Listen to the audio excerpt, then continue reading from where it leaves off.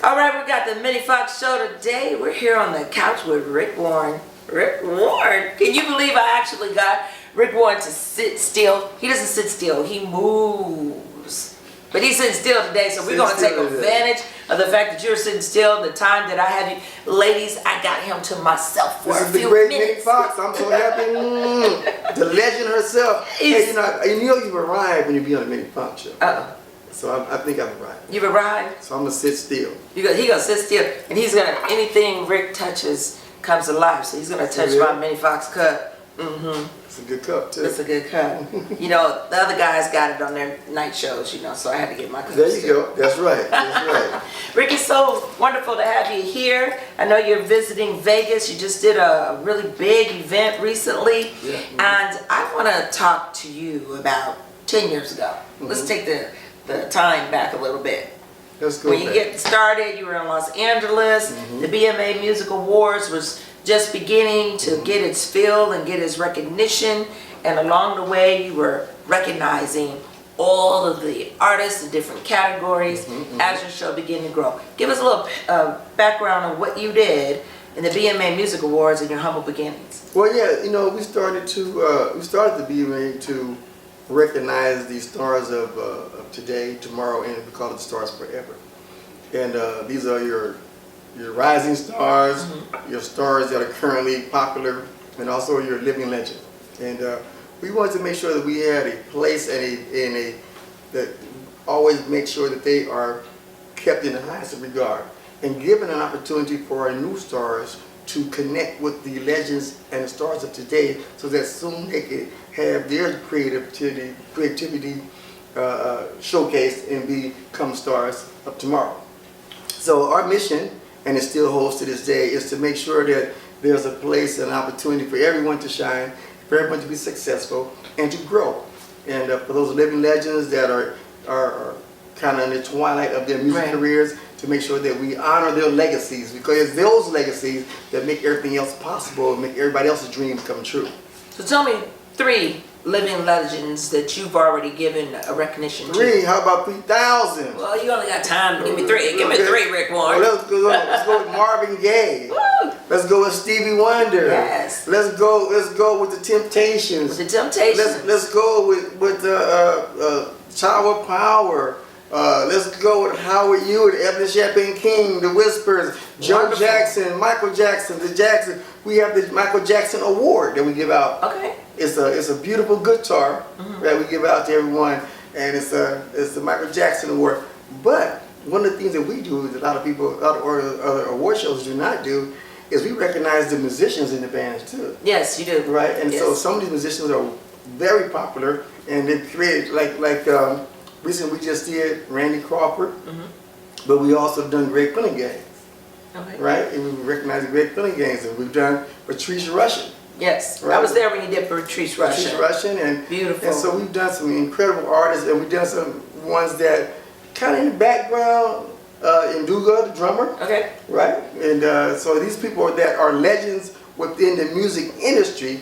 A lot of people may not know them because they're not out front. Right. Right, but they're great contributors to the history of black music across the world. Well, speaking of black music across the world and the support that you've given through the BMA Music Awards and the Black Music Association, the founder, the producer, the director, see the hat? Well, he has about 10 hats that he wears during an event, and you're going, okay, well now which hat is Rick right now? And you're like, oh, he's doing the blue hat. Right. Oh, Rick is in the red hat. Don't say nothing to Rick when he got the red hat on. Not the red hat. And then you're going, and then sometimes you just want to take the hat and make him just be still, right?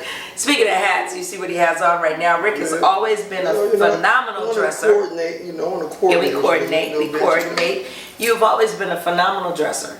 And I can remember you came on stage one day, and I was backstage when I could see you from afar, and I go, I said, why is he going out there like that? And I was talking to the girl, and she's like, I think he forgot to change clothes. You got so wound up in what you were doing, because you know, when you're producing and directing, you want to make sure that everything is on point. I've been in that situation before. Right. And if you're not overseeing what the people are that you put in place to make sure they're doing what they're doing, sometimes things can get kind of lost by the wayside. So you always had a very much hands-on to everything. Right. Sometimes it was too much hands-on. Too much hands-on can Look, too much hands-on. Can be detrimental because when the show can start and you hadn't made it back to your dressing room. Yes. And the show has to go ahead, the show goes on, and you know, it's not about me though. So it's more about the people that we're recognizing and the people that's performing, right? And so as long as they're dressed and ready, yes, it's all good. You know, I'll get dressed for the after party, but right now we're gonna make the show go on, and so that's my main focus at that time. So, you know, it's great to have so many great people to work with us over the years too that has kind of helped out. So remember, we have this in Sacramento, the Oakland, San Francisco Bay Area, of course Los Angeles, Las Vegas, Detroit. Now we're coming into Houston, Atlanta. So you know, the BMA is recognizing people, you know, internationally and locally, and from the backyard to the top of Hollywood. You know, one day we'll be at Grauman's Chinese Theater, and we'll be able to go in there with Minnie Fox at Grauman's Chinese Theater, and she'll get us a good spot. Because she's one of our best hostesses that we've ever had. I remember you hosted for us several times in Los Angeles, and just really helped us rock the place. You did a great job. This is the truest hostess with the mostesses that we've ever had. So it's just great, you know, to see the great many people that helped us be successful. Fond memories on that as the mistress of ceremonies. I was, you know, you always take the higher note. But to work with you in Oakland, San Francisco, California, San Diego, Las Vegas, you know, I've been with you a long time. So those of you that have only been with Rick in the past 8, 5, 4, 3, 2 years, I've been there way longer than that. I'm talking my age, but we have so much fun working with Lenny Williams and, you know, Howard Hewitt, and those two can really ooh, the ladies. And Rick's standing there, and we're standing backstage one time, and we were just watching Howard Hewitt, and the ladies are screaming and hollering. You know, Howard's about this tall. Still love you, Howard. You know, I've known him since I was 18 years old. But it was just amazing just to see how the women carry on. Man, you know? I mean, the whole thing is amazing because these guys really work to earn their credentials. You know, and they're true craftsmen. You know, they know what they're doing. They know how to get the girls to scream and holler.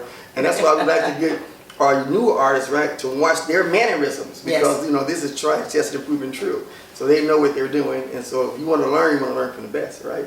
And so that's what, you know, that's what the BMA is all about.